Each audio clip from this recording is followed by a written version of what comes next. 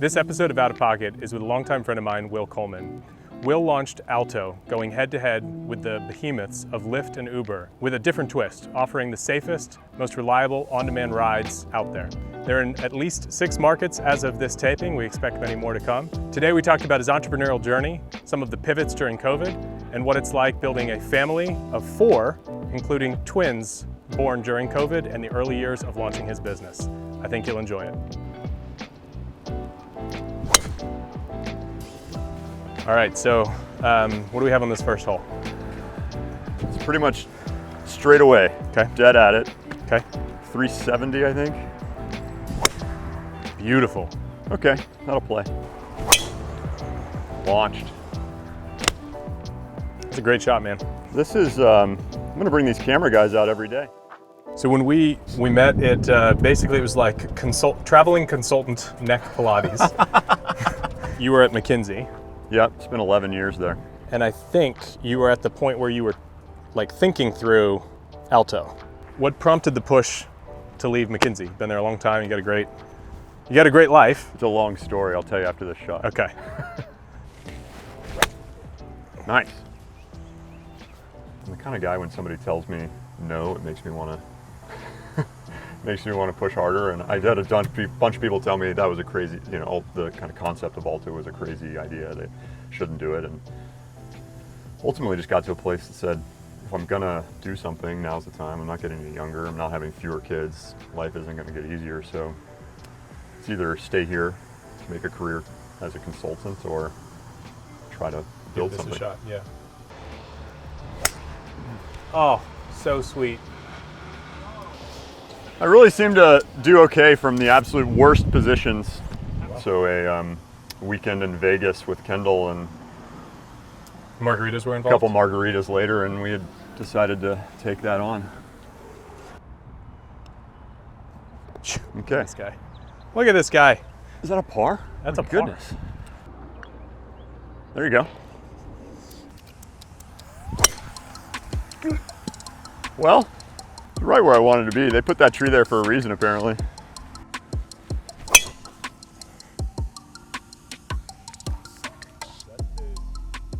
Oh, it's so perfect.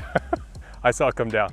So what was the biggest hesitation that you had in the idea for Alto? What gave you the biggest concern for success? Well, yeah, I mean, the hardest thing was just that it's a business that hadn't really been proven either way, right? I mean, Uber had raised literally billions, $20 billion. And not made a dollar. And not made a dollar. They still haven't. The meeting I had actually with one of my closest mentors, he told me when he left Stanford Business School that he had this idea and he never pursued it.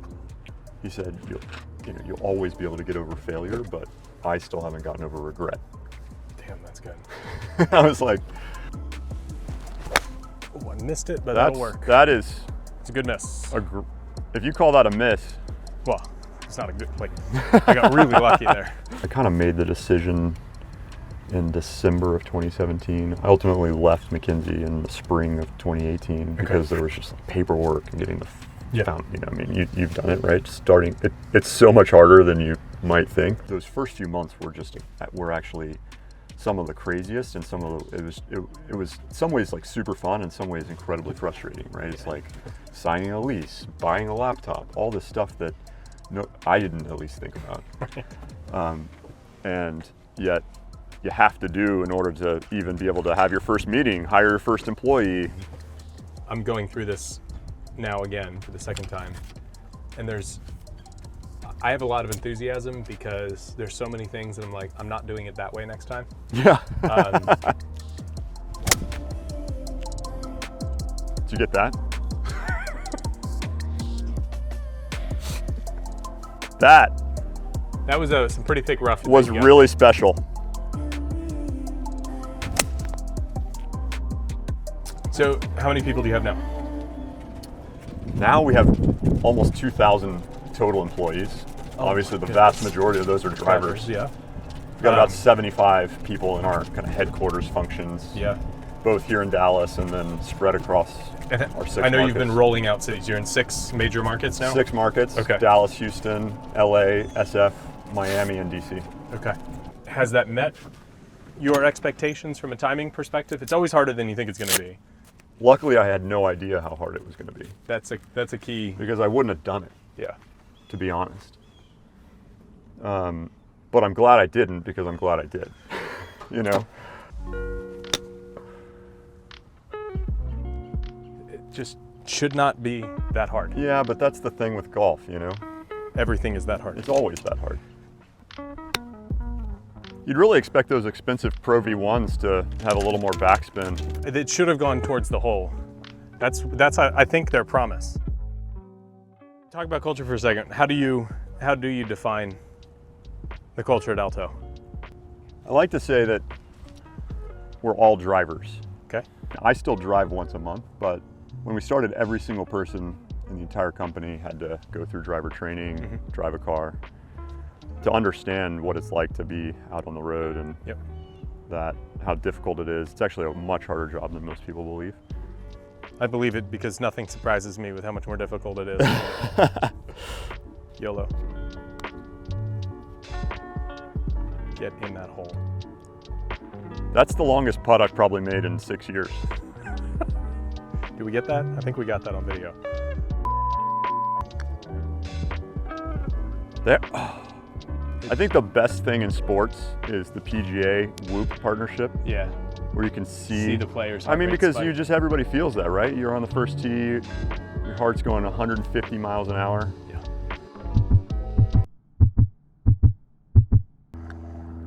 There you go.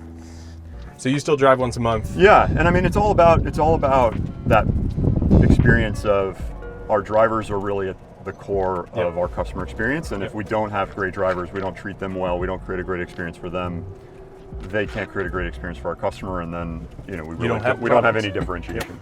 In this kind of we're all drivers, it's all about like every day we're driving the business, and if you don't wake up and think I'm building something that's going to make it better tomorrow, then you're probably not working on the right thing. Now watch this draft. Oh, that was a darn good drive though, man. Just bled a little bit, especially after saying, now watch this drive.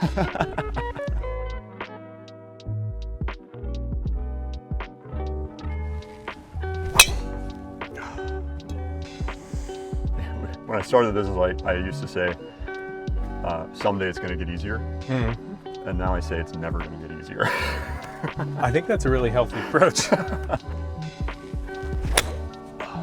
That's good. Go. So I got this right in the bag. The perfect 220. Last one went 10 yards. Might actually work out. It's going to be right with you. Nice cart golf. No stress here, just an easy little, like perfectly in the bunker. Boom! Whoa! You're now starting another business. I am starting another business. So you're glutton for punishment. Yes. You've done it before, you know how hard it is. Yes. This is why I think serial entrepreneurs have to be pretty crazy. Yeah, because regardless of the outcome with Alto, I just don't know if I would ever have the ability to go through it again. Nice ball. Thank you. That is so good. It's a great shot. It'll be okay. I was on a panel with Clayton Christopher a couple years ago. The guy did Sweet Leaf Tea and Betty Vodka. He'd had a lot of success with Sweet Leaf Tea, but it took him 14 years to be successful with Sweet Leaf Tea. And he said, I was just so excited to do it again and skip so many of the things that I wish that I hadn't done the first time. Right. That makes sense. And then he did Deep Eddy Vodka, and he sold it for an absolute fortune in 4 years. Right. The first 3 years of Mizzen+Main, 4 even really, I had no idea what I was doing every single day. Right. Everything was new because, I mean, you at least had run consulting practice and all that. I'd never hired anybody. I'd never even interviewed anybody. I'd never run a P&L. I'd never filled out, a budget. Yeah. Every single thing was brand new. But I was a kid who knew how to write spreadsheets. Yeah. And so this time, there's so many things. I'm like, all right, I'm going to do a lot different. By the way, these are my first time in Mizzen shorts. Yeah. Pretty good, right? Pretty good little product. Yeah, thank you. Man, that was a beautiful swing. Workout paused. I am amazed at how many calories I burn playing golf. That's But it's- interesting. So you turn on the The Apple Watch and I do Yeah. golf. Yeah. It's a lot of work. I'm Yeah. walking around. yeah. I'm trying to find balls. Ah! Go ball.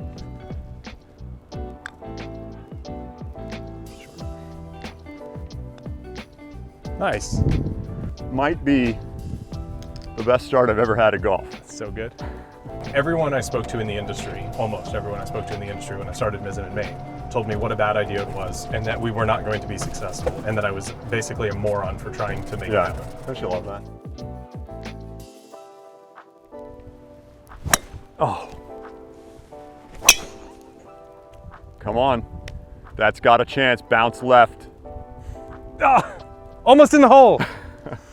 You mentioned just how many people told you you're crazy and no and don't do that. And I think it's so easy to listen to that. Yes. You know, and change your mind and Yes. change course. And there's so many times I look back and I'm like, man, I'm really glad I didn't listen to that person. Truly. Workout paused. Stop it! Siri keeps pausing my workout. Stop, stop, stop.